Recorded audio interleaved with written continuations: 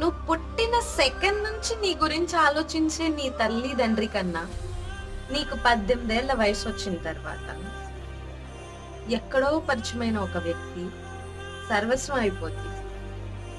ఇంకో 4-5 ఏళ్ల తర్వాత ఆ మనిషి నుండి ప్రేమను ఆశించడం మొదలుపెట్టి రావట్లేదు, నాకు ప్రేమ రావట్లేదు అంటాం.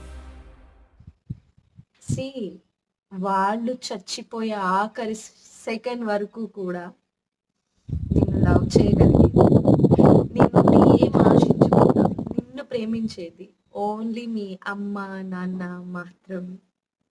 18 ఏళ్ళకి వాడిని పెళ్లి చేసుకొని వాడు కొన్నాళ్ళు బాగా చూసుకుని ఆమె కొన్నాళ్ళు బాగుండి ఆ తర్వాత నువ్వు వేరే మొహాలకి వెళ్ళిపోయినాక నా